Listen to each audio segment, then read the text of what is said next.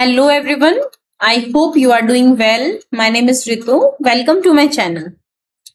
Last video में हमने reproduction in animal part 1 complete किया था, जिसमें मैंने आपको इंट्रोडक्शन दिया था कि जो ह्यूमन बींग्स होते हैं वो विविपैरस होते हैं और साथ ही साथ वो सेक्सुअली रिप्रोड्यूस करते हैं और इनमें इंटरनल फर्टिलाइजेशन होता है। फिर मैंने आपको बताया था कि इवेंट्स जो रहती है सेक्सुअल रिप्रोडक्शन में वो रहती हैं आपकी गैमेटोजेनेसिस, इंसेमिनेशन। गैमेटोजेनेसिस में जिसमें गैमेट फॉर्मेशन होता है, इंसेमिनेशन में ट्रांसफर किए जाते हैं स्पर्म यूट्रस में, फर्टिलाइजेशन में जिसमें गैमेट जो रहते हैं आपके वो जाइगोट फॉर्म करते हैं, और जो इम्प्लांटेशन होती है, जो आपका जाइगोट बना है वो एंडोमेट्रियम में जाके इम्प्लांट होता है या इम्बीड होता है। इस प्रोसेस को हमने इम्प्लांटेशन बोला था।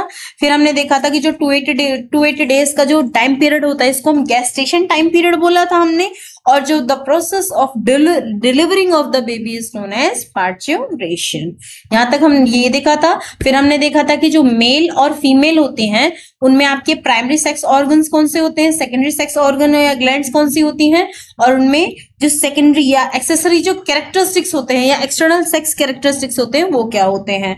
ठीक है। फिर उसके बाद मैंने आपको बताया था कि जो आपका मेल रिप्रोडक्टिव सिस्टम है उसमें मेनली आपके पेयर ऑफ टेस्टिस आते हैं, सम ग्लैंड्स आती हैं, एक्सेसरी डक्ट्स आती हैं जिसके थ्रू स्पर्म बॉडी से बाहर आते हैं, और फिर आपके एक्सटर्नल जेनाइटेलिया आता है। लास्ट वीडियो में मैंने आपको थोड़ा टेस्टिस के बारे में बताया था, ग्लैंड्स के बारे में मैंने आपको सारा समझाया था, एक्सेसरी डक्ट्स के बारे में मैंने आपको सारा समझाया था, जिसमें हमारा एक्सटर्नल जेनाइटेलिया बचा था। और इस वीडियो में हम एक्सटर्नल जेनाइटेलिया के बारे में बात करेंगे, और साथ ही साथ जो पेयर ऑफ टेस्टिस होता है उनकी थोड़ी सी और फंक्शनिंग है और किस तरीके से काम करते हैं उसके बारे में और बात करेंगे। ठीक है। जो पिछला वीडियो में था उसी में थोड़ा सा एडिशन है। टेस्टिस फिर मैंने आपको बता दिया था कि किस तरीके से जो आपका टेस्टिस रहता है वो छोटे छोटे लोब्यूल्स या ट्यूब्यूल्स में डिवाइडेड रहता है, जिसको हम सेमिनिफेरस ट्यूब्यूल्स बोलते थे। ठीक है। आगे देखिए, फिर हमने बात करी थी कि जो सेमिनिफेरस ट्यूब्यूल्स रहते हैं उनमें किस तरीके से जर्म सेल्स और सर्टोली सेल्स होती हैं। जर्म सेल्स जो रहती हैं, ये देखिए जर्म सेल्स, यहाँ पे सेमिनिफेरस ट्यूब्यूल है, इसमें जो जर्म सेल्स रहेंगी वो आपके जिनको आप स्पर्मेटोगोनिया भी बोलते थे, ये स्पर्म फॉर्मेशन के लिए रिस्पॉन्सिबल होती हैं। और ये जो सर्टोली सेल्स होती हैं ये इन स्पर्म्स को नरिश करने का काम करती है, इसीलिए इनको हमने नर्स सेल भी बोला था। ठीक है।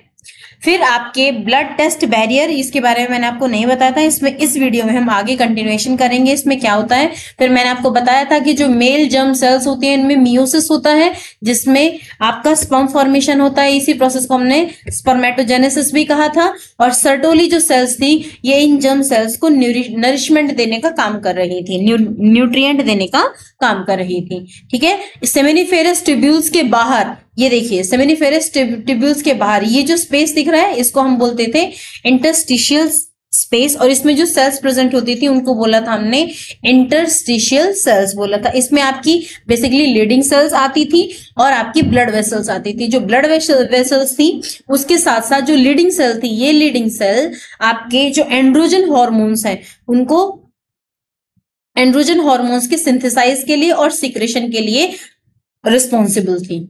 ठीक है। आगे देखते हैं। फिर हमने टेस्टिस की कवरिंग के बारे में बात करी थी, जिसमें हमने ट्यूनिका वेजिनेलिया के बारे में बात करा था, एल्बुजिनिया के बारे में बात किया था, और वेस्कुलोसा के बारे में बात किया था। मैं फिर से रिवाइज करवा देती हूँ बेटा। ये देखिए जो आपको ये ब्लू कलर की लाइनिंग दिख रही है ये आपका था वेजिनेलिस। ठीक है। और जो एल्बुजिनिया है ये देख रहे हैं लाइट, जो आपके लाइट ब्लू कलर की जो लाइनिंग है ये देख रहे हो अंदर, ये लोब्यूल्स के अंदर भी ये एक्चुअली में लोब्यूल्स को कंपार्टमेंट में भी डिवाइड करने का काम कर रही थी। और फिर नेक्स्ट आई थी वेस्कुलोसा, ये देख रहे हैं ये जो लोब्यूल्स के ऊपर ये डार्क पिंक कलर की जो लाइनिंग है ये आपकी वेस्कुलोसा थी। ठीक है। ये इनरमोस्ट लाइनिंग भी थी। ठीक है। फिर हमने एक्सेसरी ग्लैंड्स के बारे में पढ़ा था, जिसमें मैंने आपको सेमिनिफेरस वेसिकल्स के बारे में बताया था, फिर मैंने आपको प्रोस्टेट ग्लैंड के बारे में बताया था, और मैंने आपको बल्बोयूरेथ्रल ग्लैंड के बारे में बताया था जिसको हमने काउपर्स ग्लैंड भी कहा था। ठीक है। ठीक। फिर इनके सीक्रेशन के बारे में हमने बात करी थी, और फिर जो एक्सेसरी डक्ट्स होती हैं ये स्पर्म्स को किस तरीके से ले जाने का काम कर रही होती हैं। तो सबसे पहले रीटेटेस्टिस आ रहा था, फिर वास एफ्रेंशिया आ रहा था, और फिर वास एफ्रेंशिया से जो आपका स्पर्म था वो एपिडिडाइमिस में, और एपिडिडाइमिस से वास डिफरेंस में मूव कर रहा था। ठीक है, ये देखिए यहाँ पे ये आपका रीटेटेस्टिस से ये वास एफ्रेंसिया से ये जो coiled structure, highly coiled structure है, इसको हमने क्या बोला था, एपिडिडाइमिस। और ये होता हुआ नीचे ये पीछे की तरफ से जा रही है, ये पीछे की तरफ से जा रही है, इसको हमने क्या बोला था, वास डिफरेंस बोला था। ये देखिए एपिडिडाइमिस के हमने 3 पार्ट पढ़े थे, जिसको हमने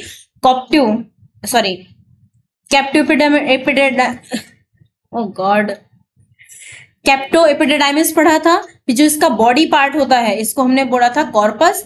ठीक है, और इसका जो टेल पार्ट होता है या लोअर पार्ट होता है इसको हमने कोडा एपिडिडाइमिस पढ़ा था। ठीक है, कॉप्टिव, कॉर्पस एंड कोडा। ठीक है, फिर मैंने वास्ट डिफरेंस के बारे में बताया था कि यूरिनरी ब्लैडर के थ्रू होता हुआ, पीछे से होता हुआ आता है, और सेमिनिफेरस वेसिकल में आके ओपनिंग होती है। ठीक है, एम्पुलर रीजन रहता है। फिर हमने सीमेन के बारे में बात करी थी कि सीमेन में आपका स्पर्म रहता है, और जो एक्सेसरी ग्लैंड्स होती हैं उनसे निकला हुआ फ्लूइड रहता है। स्पर्म जो इसमें जो ऐसे एक्सेसरी ग्लैंड का जो फ्लूइड रहता है उसमें सेमिनल वेसिकल के थ्रू 70% निकलता है, और बाकी का जो 30% रहता है वो प्रोस्टेट ग्लैंड के थ्रू निकलता है। सीमेन की जो वॉल्यूम रहती है वो 3 to 4 ml रहती है पर इजैकुएशन में। पीएच उसकी 7.3 रहती है। नॉर्मल स्पर्म काउंट 20 से लेके 120 मिलियन पर ml रहता है। ठीक है, फिर हमने एबनॉर्मलिटी देखी थी, और ये था हमारा फर्स्ट लेक्चर। आज शुरू करते हैं हम reproduction in human beings part 2। ठीक है, मैंने जो आपका बेटा ये रिवीजन कराया है इसको टाइम वेस्ट मत समझिएगा, ये आपका एज अ क्विक रिवीजन था। ठीक है, चलिए आगे बढ़ते हैं। देखिए, जब हम मेल रिप्रोडक्टिव सिस्टम की बात करते हैं, स्पेशली मैं अब बात करूंगी आपके एक्सटर्नल जेनाइटल्स के बारे में। जब आप एक्सटर्नल जेनाइटल्स के बारे में बात करते हो बेटा, तो इसमें क्या देखते हो कि सबसे पहले जो हम जानते हैं कि जो मेल में प्राइमरी सेक्स ऑर्गन रहते हैं वो आपके गोनाड्स रहते हैं। मेल में गोनाड्स रहते हैं, गोनाड्स मींस टेस्टिस रहते हैं। ठीक है, यही इनको प्राइमरी सेक्स ऑर्गन क्यों कहा गया, इनको प्राइमरी सेक्स ऑर्गन इसलिए कहा गया क्योंकि ये स्पर्म फॉर्मेशन में डायरेक्टली इन्वॉल्व होते हैं। ठीक है, ये बॉडी के बाहर लोअर एब्डोमिनल के जस्ट बाहर हैंगिंग फॉर्म में रहते हैं। जितने भी आपके मैमल्स होंगे उनमें जो टेस्टिस रहेंगे, ठीक है, या फिर प्राइमरी सेक्स ऑर्गन जो गोनाड्स रहेंगे, ये बॉडी से बाहर लोअर एब्डोमिनल कैविटी से बाहर रहते हैं। इसका रीजन है टेम्परेचर। स्पर्म प्रोडक्शन के लिए जो टेस्टिस का टेम्परेचर है वो बॉडी टेम्परेचर से 2 to 2.5 जो डिग्री सेंटीग्रेड है वो कम होना पड़ता है। क्यों? क्योंकि ये स्पर्म प्रोडक्शन के लिए बहुत ज्यादा जरूरी है। ये जो टेस्टिस रहते हैं ये एक पाउच लाइक स्ट्रक्चर में, ये देख रहे हैं, ये एक second let me change the colour, ये इस पाउच लाइक स्ट्रक्चर में रहते हैं। ये पाउच लाइक स्ट्रक्चर, ओह गॉड, ये जो पाउच लाइक स्ट्रक्चर है इस पाउच लाइक स्ट्रक्चर को बोलते हैं हम स्क्रोटम।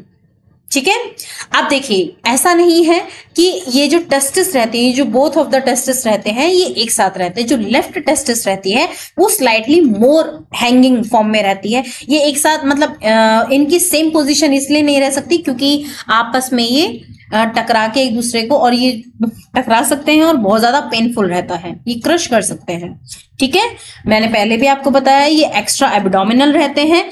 हाँ, एक कई बार ऐसा देखा गया है कि कई बार स्क्रोटम में सिर्फ और सिर्फ 1 टेस्टिस मिलती है। ठीक है, इस टाइप की जो कंडीशन होती है इसको हम बोलते हैं मोनोऑर्गेटिज्म।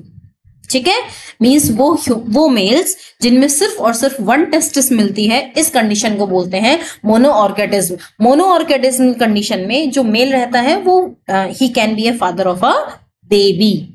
ठीक है, क्योंकि इसमें नॉर्मल स्पर्म प्रोडक्शन होगा, नॉर्मल सारे काम होंगे। ठीक है, एंड्रोजन वगैरह सारा अच्छे से फॉर्म होगा। So there is no any problem, क्योंकि 1 टेस्टिस से भी enough amount of sperm produce होते हैं which is suitable for fertilization. ठीक है, they can be use for fertilisation.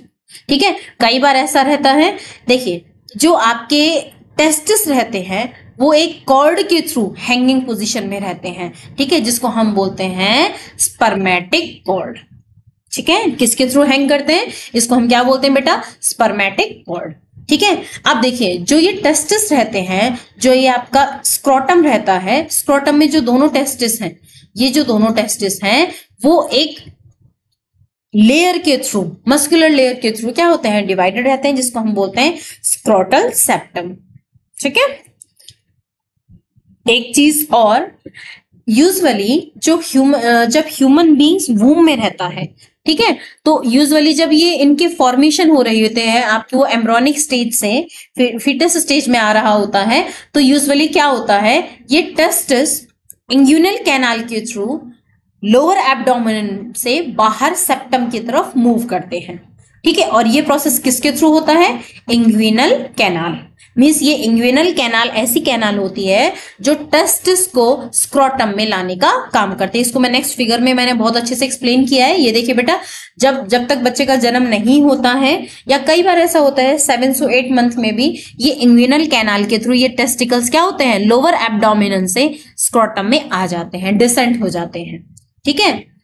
ये देखिए, यूजुअली आपको ये पता होगा कि जब ह्यूमन बींग्स में सेक्स डिटर्मिनेशन होता है तो वो फर्टिलाइजेशन के टाइम ही हो जाता है। इसमें जो वाई क्रोमोसोम्स रहते हैं ये स्पेशली मेल डोमिनेटिंग रहते हैं। ठीक है। इसके पास मेल डोमिनेटिंग कैरेक्टरिस्टिक्स रहता है। ठीक है। वो टेस्टिस के फॉर्म में हेल्प करते हैं या फिर वो रिस्पॉन्सिबल होते हैं। यूजुअली 7 से जब 8 वीक होता है प्रेगनेंसी का, तभी ये डिटरमाइन हो जाते हैं और ये एब्डोमिनल कैविटी में किडनीज के पास बन जाते हैं। ठीक है। आगे देखिए कि यूजुअली क्या होता है कि 7 to 8 मंथ में, या तो 7 से 8 मंथ चल रहा होता है प्रेगनेंसी का, या फिर ये बर्थ के टाइम में जो लोअर एब्डोमिनल कैविटी है उससे नीचे की तरफ डिसेंड करते हैं आपके स्क्रोटम की तरफ। कई बार ऐसा होता है कि ये जो टेस्टिस हैं ये लोअर एब्डोमिनल कैविटी से स्क्रोटम तक नहीं पहुंच पाते। ठीक है। या तो एक नहीं पहुंच पाता है, या कई बार ऐसी कंडीशन आती है दोनों ही नहीं पहुंच पाते, तो उस कंडीशन में डॉक्टर या तो कुछ वेट करते हैं, ठीक है, या फिर एक छोटा सा ऑपरेशन करते हैं। वैसे अगर ये इसमें स्क्रोटम में नहीं पहुंच पाए तो इस टाइप की जो कंडीशन होती है उसको हम बोलते हैं क्रिप्टो ऑर्किडिज्म। इस टाइप की कंडीशन को हम क्या बोलते हैं, क्रिप्टो ऑर्किडिज्म। फिर से समझिए बेटा कि जो टेस्टिकल्स होते हैं या टेस्टिस होते हैं जो वो लोअर एब्डोमिनल कैविटी से स्क्रोटम तक प्रॉपर नहीं पहुंच पाते हैं, इस कंडीशन को हम बोलते हैं क्रिप्टो ऑर्किडिज्म। ठीक है। ये यूनिलैटरल हो सकता है, बायलैटरल हो सकता है, मींस हो सकता है एक टेस्टिस नहीं पहुंचा या फिर दोनों ही टेस्टिस नहीं पहुंचे। अच्छा, अगर एक बात बताइए, अगर ये टेस्टिस किसी भी तरह हम नहीं ऑपरेशन नहीं करवाते हैं बच्चे का, और ये टेस्टिस लोअर एब्डोमिनल कैविटी में पड़े रहते हैं, ठीक है, तो क्या जो मेल होगा उसमें सारी सेकेंडरी कैरेक्टरिस्टिक्स देखने को मिलेंगे? कमेंट सेक्शन में जरा मुझे लिख के बताइए। वीडियो को पॉज कीजिए यहीं पे और फटाफट से लिख के मुझे बताइए कि क्या ये जो मेल है वो सेकेंडरी कैरेक्टरिस्टिक्स रखेगा? द आंसर इज यस, वो सब कुछ रखेगा, बट वो आपका स्टेरलाइज होगा। ठीक है। उसमें क्या होगा बेटा, स्पर्म प्रोडक्शन नहीं होगा। बाकी जितने भी मस्कुलिन कैरेक्टरिस्टिक्स होंगे, चाहे वो मोस्टेक है, चाहे वो आपके प्यूबिक हेयर्स की बात करें या कोई भी आप बात करें, उसमें सारी चीजें उसमें प्रेजेंट होंगी, बस वो स्टेरलाइज होगा। क्यों? क्योंकि उसमें आपके स्पर्म प्रोडक्शन नहीं होगा, क्योंकि बॉडी के अंदर जो स्पर्म प्रोडक्शन होने का काम है वो नहीं हो पाता है, क्योंकि स्पर्म प्रोडक्शन के लिए बॉडी टेम्परेचर से हमें कम टेम्परेचर की जरूरत होती है। ठीक है। अब देखिए, कई बार ऐसा होता है कि किसी किसी मेल में सिर्फ एक ही टेस्टिस प्रेजेंट होती है। ठीक है। इस टाइप की जो कंडीशन या इस टाइप के मेल जो रहते हैं उनको हम बोलते हैं, उस कंडीशन को हम बोलते हैं मोनोऑर्किटिज्म। क्या बोलते हैं? मोनोऑर्किटिज्म। कुछ कुछ मेल ऐसे होते हैं जिनमें 1-2 से ज्यादा टेस्टिस प्रेजेंट होती हैं। इस टाइप के मेल्स को या इस टाइप की कंडीशंस को हम बोलते हैं पॉलीऑर्किटिज्म। डन? समझ में आया? कुछ मेल्स ऐसे होते हैं बेटा जिनमें ये जो टेस्टिस होते हैं वो आपस में फ्यूज्ड कंडीशन में मिलते हैं। ठीक है। इस टाइप की जो कंडीशन होती है उसको हम बोलते हैं सिनऑर्किटिज्म। डन? ठीक है। तो देखो, मैंने यहां पे आपको क्या बताया, ऑर्किडिज्म। ठीक है, कई बार ऐसी कंडीशन आती है कि इनमें जो टेस्टिकल्स होते हैं उनमें कैंसर की कंडीशन हो सकती है, या प्रोस्टेट ग्लैंड से रिलेटेड कोई प्रॉब्लम होती है कि जिससे जो स्पर्म प्रोडक्शन होके बाहर निकल रहा है वो कैंसर को कॉज कर सकता है, या और भी ऐसी कोई कंडीशन होती है, या फिर पर्टिकुलर एज बढ़ने के बाद जो प्रोस्टेट ग्लैंड में प्रॉब्लम्स आने लगती हैं, उस कंडीशन में हमें क्या करना पड़ता है, ये इस ऑर्किडिज्म को इसको टेस्टिकल्स को निकालना पड़ता है। ठीक है, जरा कमेंट सेक्शन में मुझे लिखकर बताइए कि उसको, उस निकालने की जो प्रोसेस है, टेस्टिकल्स को निकालने की जो प्रोसेस है, उसको क्या कहते हैं। बात समझ में आई? देखिए बेटा, हमने क्या देखा अभी कि क्रिप्टोऑर्किडिज्म होता है। डन। क्रिप्टोऑर्किडिज्म क्या है कि आपके टेस्टिकल्स लोअर एब्डोमेन से स्क्रोटम में नहीं पहुंचे। इसको सही करने के लिए जो डॉक्टर सर्जरी करते हैं, इस सर्जरी का नाम है ऑर्किडोपैक्सी। क्या बोलते हैं? ऑर्किडोपैक्सी।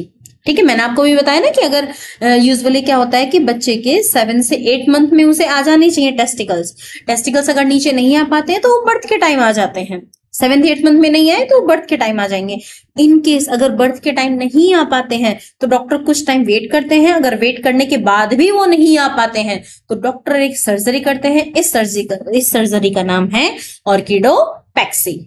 ठीक है, जरा उस सर्जरी का नाम भी बताइए जो मैंने कहा है, जो टेस्टिकल्स को रिमूव करने के लिए बोलते हैं।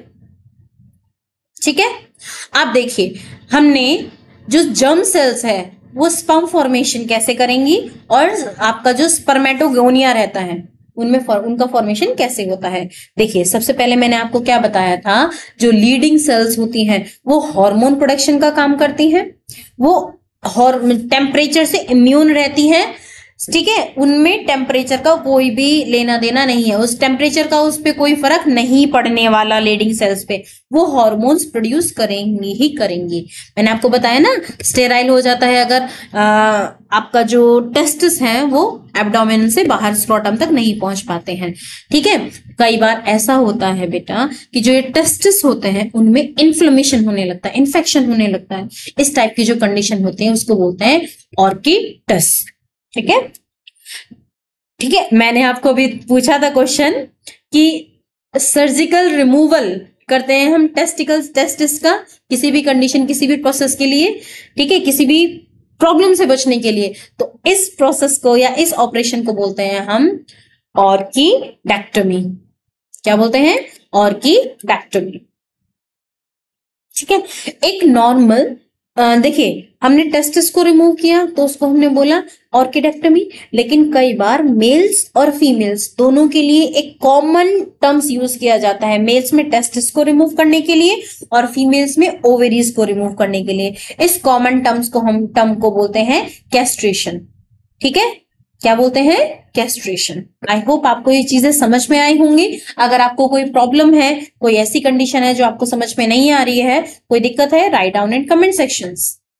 ठीक है, अब देखिए, आपने देखा होगा जो बुल और ऑक्स जो रहते हैं उनमें कुछ डिफरेंस देखने को मिलता है।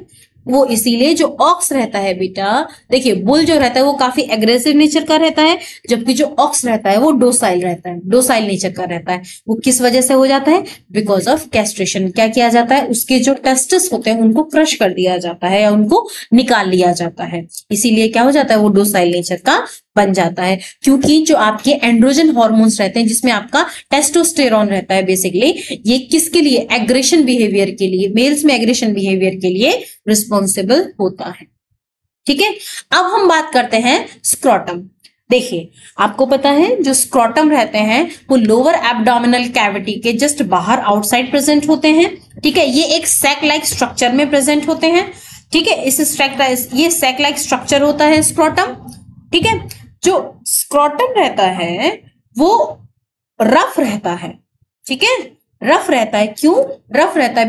बिकॉज इसके ऊपर कुछ ऑयल ग्लैंड्स रहती हैं, स्वेट ग्लैंड्स रहते हैं, इसके ऊपर प्यूबिक हेयर्स रहते हैं।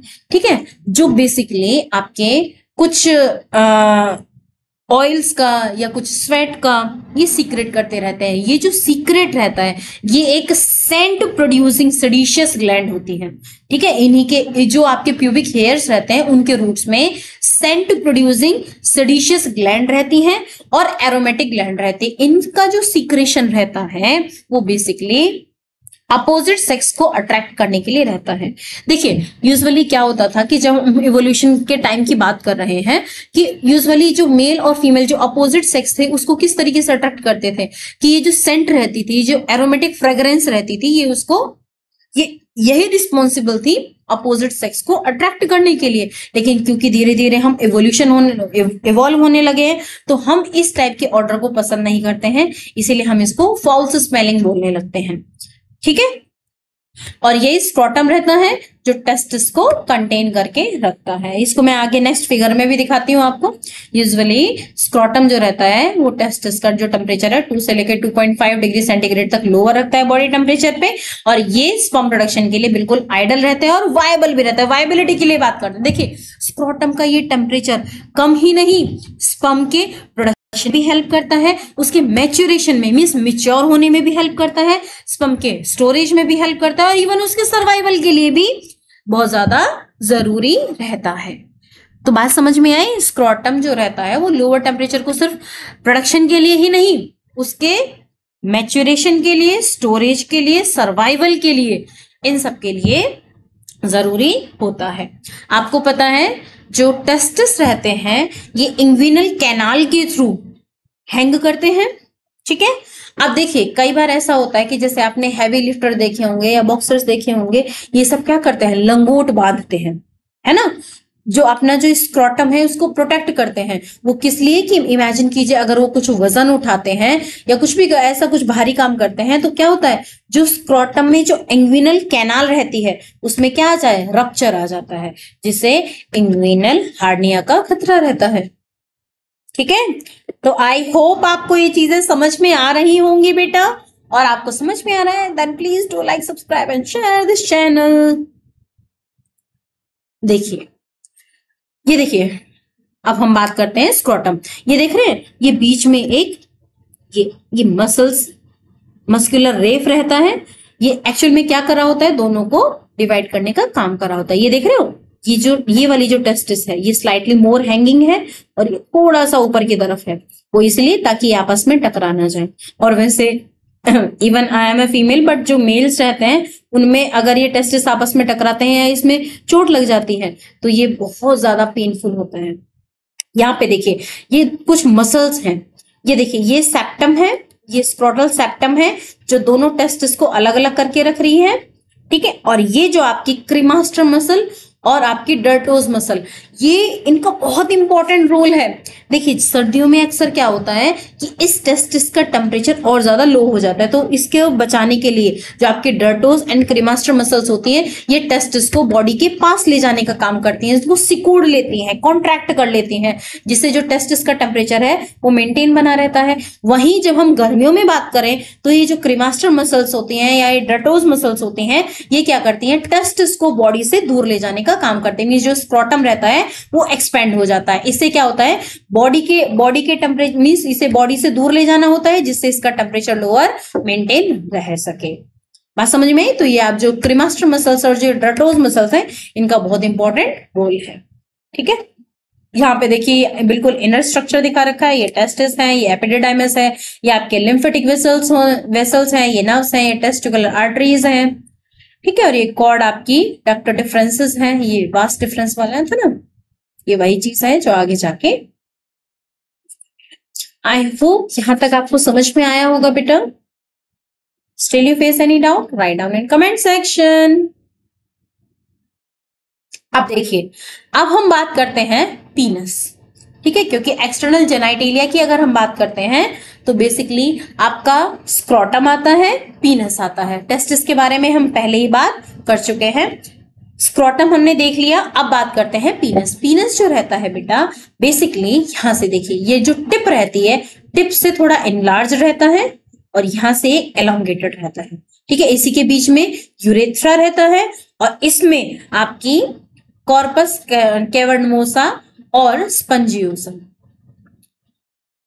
ठीक है, ये ऊपर यहाँ पे एक सॉफ्ट ये कह लीजिए फोल्डेबल स्किन होती है। ठीक है, जो मोटाइल होती है, जो मूवेबल रहती है। ठीक है, फॉरवर्ड एंड बैकवर्ड मूवमेंट हो सकती है, इसको हम बोलते हैं प्रीप्यूस। और यहाँ पे ये जो इनलार्ज्ड फॉर्म है इसको हम बोलते हैं ग्लांस पीनस। ठीक है, यहाँ पे सेक रहता है, ये वाला परपेचुअल सेक बोलते हैं जिसको। चलिए देखते हैं वन बाय वन करके। देखिए जो ये यूरेथ्रा रहता है, यहाँ पे जो बीच में जो यूरेथ्रा है, ये इसको आप यूरिनोजेनाइटल डक्ट कहते हैं। यूरिनोजेनाइटल डक्ट किस लिए कहते हैं बेटा? क्योंकि ये यूरिन और साथ साथ स्पर्म दोनों के प्रोडक्शन के लिए, दोनों के ट्रांसपोर्टेशन के लिए रिस्पॉन्सिबल है। ठीक है, आगे देखिए यहाँ पे ये वाला जो टिश्यू है ये इरेक्टाइल टिश्यू रहता है। ये जो पीनस रहता है ये आपका एक इरेक्टाइल टिश्यू है जो कि इंटरकोर्स के टाइम पे या फिर कॉपुलेशन के टाइम पे जो स्पर्म है उसको फीमेल जेनाइटल एरिया में ट्रांसफर करने के लिए रिस्पॉन्सिबल रहता है। ठीक है, यहाँ पे अगर हम पीनस में बात करें तो 2 तो रहती है इसमें कार्पोरा कार्नेवोसा और 1 रहती है इसमें कॉर्पस स्पंजियोसा। ठीक है, कॉर्पस कार्नेवोसा और कॉर्पस स्पंजियोसम जो रहते हैं ये स्पंजी इरेक्टाइल टिश्यू होते हैं पीनस में। ये देखिए ये आपके कॉर्पस स्पंजियोसम है और ये आपकी कवर्नोसा। ठीक है, कवर्नोसा समझ में आया? ठीक है, तो ये देख रहे हैं स्पंजियोसम 1 है और जो आपकी कवर्नोसा है ये आपकी 2 है। मैं एक बार कलर चेंज करके आपको और अच्छे से दिखा देती हूँ बेटा। ये देखिए ये आपकी कवर्नोसा है और ये आपकी स्पंजियोसम है, स्पंजियोसम। डन, आगे देखते हैं। देखिए जब आपका मेल जो है वो सेक्सुअली एक्साइटेड होता है, किस वजह से होता है? देखिए मेल जब सेक्सुअली एक्साइटमेंट की बात करें तो वो विजुअल स्टिमुलेटेड हो सकता है, किसी टच के स्टिमुलेशन से हो सकता है, कोई ऑडियो स्टिमुलेशन की वजह से हो सकता है, कोई थॉट है, कोई स्मेल है, इनमें से कोई भी एक रीजन है जो उसको सेक्सुअली असॉल्ट कर रही है। ठीक है, सेक्सुअली उसको एक्साइट कर रही है। इस कंडीशन में क्या होता है बेटा कि जो ये यूजुअली जो इसमें आर्टरीज रहती है उनमें जो ब्लड का जो फ्लो है वो इंक्रीज हो जाता है। यूजुअली क्या होता है, आर्टरीज ब्लड को लेके जाने का काम कर रही होती है, जो वेन्स रहती हैं वो ब्लड को वापस लाने का काम कर रही होती हैं। तो इसमें आर्टरीज का फंक्शन तो बढ़ जाएगा। जब आपका मेल सेक्सुअली एक्साइटेड होगा तो जो आर्टरीज का जो फंक्शन है वो तो बढ़ जाएगा, लेकिन जो वेन्स की फंक्शनिंग है वो क्या हो जाएगी, कम हो जाएगी। जब ऐसा वेन्स की जो सप्लाई कम हो जाएगी तो इससे क्या होगा बेटा कि एक हाइड्रोलिक प्रेशर जनरेट होगा पीनस में, जिसकी वजह से इरेक्शन होगा। डन, पीनस क्या हो जाएगा, इरेक्टाइल कंडीशन में आ जाएगा। ठीक है, देखिए कॉर्पस स्पंजियोसम जो रहता है वो पूरी तरीके से ये यहाँ पे स्पंजियोसम जो रहता है वो हाईली सेंसिटिव स्ट्रक्चर रहता है। ठीक है, टॉप से अगर हम बात करें तो ये देख रहे हो हाईली स्वोलन है स्पंजियोसम यहाँ पे, इसको हम बोलते हैं ग्लांस पीनस। ठीक है, ये इसमें बहुत ज्यादा नर्व सेल्स प्रेजेंट होती है, इसीलिए बहुत ज्यादा हाईली सेंसिटिव होता है। अगर हम इसके ऊपर ये इसके ऊपर एक फोल्डेबल स्किन होती है जिसको आप फोर स्किन या प्रप्यूस कहते हैं। ठीक है, प्रप्यूस कहते हैं, फोर स्किन और प्रप्यूस कहते हैं। चलिए आगे देखते हैं। ये देखिए, ठीक है, एक्सटर्नल जेनाइटेलिया में क्या क्या आया, पीनस आया, स्क्रोटम आया, स्क्रोटम के अंदर टेस्टिस हो गई। ठीक है, ये आपके देखिए कॉर्पस कार्नेवोसा, ये नीचे की तरफ भी, ठीक है, और यहाँ पे ये स्पंजियोसम। ठीक है, कॉर्पस स्पंजियोसम, ये यूरेथ्रा और ये मिएटस के थ्रू ओपनिंग हो रही है। ठीक है, जो यूरेथ्रा है ये मिएटस के थ्रू ओपन होता है और दिस फॉर्म पीनस। ठीक है, वापस मैंने जो चीजें मैंने ऊपर समझाई हैं। ठीक है, ये आपका जो पीनस रहता है कॉपुलेटेड ऑर्गन रहता है, स्पेशल टिश्यूज होते हैं इसमें। ठीक है, और ये मांस को राइट और लेफ्ट जो कॉर्पस कार्नेवोसा और ये कॉर्पस स्पंजियोसम है ये इसको बनाने का काम करते हैं। ये ऊपर की ये आगे की तरफ जो इनलार्ज रहता है, ठीक है, ये पीनस, इसको ग्लांस पीनस कहते हैं। ठीक है, इसमें एक फोर स्किन रहती है, बेसिकली आपका लूज फोल्ड टिश्यू कवर रहता है ग्लांस पीनस के ऊपर। ये देखिए इरेक्शन ऑफ पीनस जो रहता है वो बेसिकली एक फिनोमेना है। जो आपकी ऑटोनोमिक नर्वस सिस्टम कंट्रोल करता है। ठीक है, इससे जब ये इसको ऑटोनोमिक नर्वस सिस्टम इसको कंट्रोल करता है तो यही सिस्टम क्या करता है बेटा, ब्लड सप्लाई को इंक्रीज कर देता है, जिसमें एक हाइड्रोलिक प्रेशर जनरेट होता है, जिसकी वजह से पीनस हार्ड होने लगता है और ये इनलार्ज होने लगता है। ठीक है, देखिए ग्लांस पीनस के ऊपर परपेट्री ग्लैंड्स होती हैं, या इनको हम ग्लैंड ऑफ टाइसन भी कहते हैं। ठीक है, ग्लांस पीनस के जस्ट ऊपर जो उसकी मार्जिन होती है उसके ऊपर टाइसन ग्लैंड कह सकते हो, या फिर आप उसे परपेट्रियल ग्लैंड भी कह सकते हो। ये ग्लैंड काम क्या करती हैं? यूजुअली ये एक व्हाइटिश कलर का फाउल स्मेलिंग सब्सटेंस सीक्रेट करती हैं। ठीक है, जिसको हम स्मैग्मा बोलते हैं। अब इस स्मैग्मा में ऑयल हो सकते हैं, डेड सेल्स हो सकती हैं, और कई बार इसमें बैक्टीरियाज भी हो सकते हैं।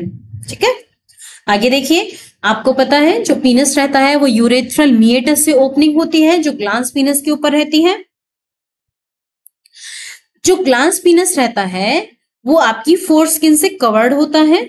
ठीक है, देखिए कई कंडीशन ऐसी होती हैं कि ये जो फोर स्किन रहती है वो काफी ज्यादा टाइट रहती है, जो आप उसे रिट्रेट नहीं है, जिसे आप रिट्रेट बैक नहीं कर सकते हो।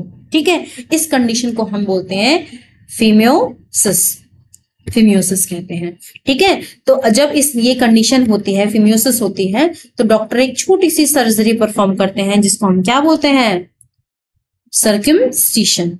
देखिए सर्कमसिशन कई बार कुछ रिलीजियस प्रैक्टिसेस में भी किया जाता है, जैसे मुस्लिम्स हैं, ज्यूज हैं, ये भी आपकी सर्कमसिशन प्रैक्टिस करते हैं। ये उनके लिए एक रिलीजियस प्रैक्टिस कहते हैं, जिसे खतना बोलते हैं हिंदी में। ठीक है, देखिए कई बार ऐसा होता है कि जो मेल्स रहते हैं वो उनमें इम्पोर्टेंसी की कंडीशन आ जा सकती है। इसको हम ये भी कह सकते हैं कि जो इरेक्टाइल डिसफंक्शनिंग होती है। अब ये इरेक्टाइल डिसफंक्शनिंग क्या होती है कि कई बार ऐसी कंडीशन आती है कि जो ये पीनस है ये इरेक्शन प्रॉपरली सक्सेसफुल इरेक्शन नहीं कर पाता।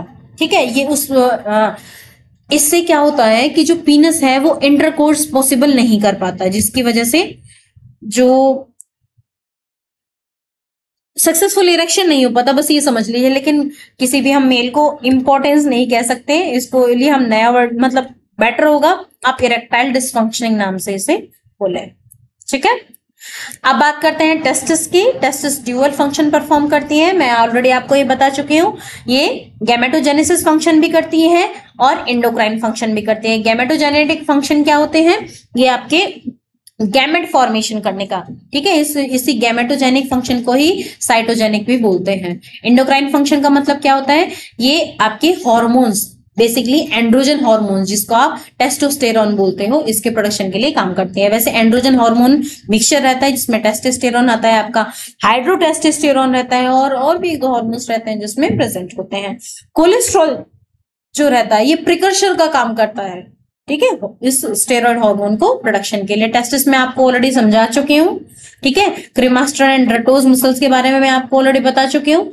यहाँ पे आप एक चीज समझ लीजिए बेटा कि ये मैंने मेल जर्म सेल्स और सर्टोली सेल्स के बारे में मैंने आपको बता दिया था। यहाँ पे एक चीज याद रखिए बेटा कि जो आपके स्पर्म्स रहते हैं, जो ये आपके सेमिनिफेरस ट्यूब्यूल से जब जनरेट होते हैं, तो ये अपने हेड को सर्टोली सेल के अंदर धसा लेते हैं, जिससे ये इसे नरिशमेंट ले सके। और जब ये नरिश हो जाते हैं तो ये आगे आपके रेटेटेस्टिस से होते हुए आपके वास डिफरेंशिया, फिर आपका एपिडिडाइमिस, और एपिडिडाइमिस से वास डिफरेंशिया होते हुए बॉडी से बाहर आने की कोशिश।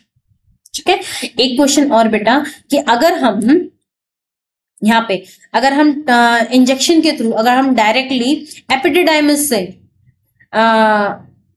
इनको स्पर्म्स को निकाल लें, तो क्या ये किसी लेडी को प्रेग्नेंट कर सकते हैं, या फिर ये कह दीजिए कि क्या ये सूटेबल होंगे फर्टिलाइजेशन के लिए? The answer is no. ठीक है, स्पर्म को प्रॉपर फंक्शनिंग के लिए ये जो पूरा पाथ है इसको फॉलो करना ही पड़ता है। ठीक है, मैंने आपको ये भी बताया था कि जो सेमिनिफेरस ट्यूब्यूल से बाहर एक रीजन होता है जिसको हम इंटरस्टिशियल स्पेस कहते हैं, जिसमें आपकी लीडिंग सेल रहती है। ठीक है, जो आपके हॉर्मोन्स की प्रोडक्शन के लिए रिस्पॉन्सिबल रहती है। नेक्स्ट हमारा बच गया है हार्मोनल कंट्रोल्स इन मेल, वो देखेंगे हम नेक्स्ट वीडियो में। Till then bye bye, have a nice day. Videos पसंद आ रही हैं तो do like, subscribe and share my channel. Thank you.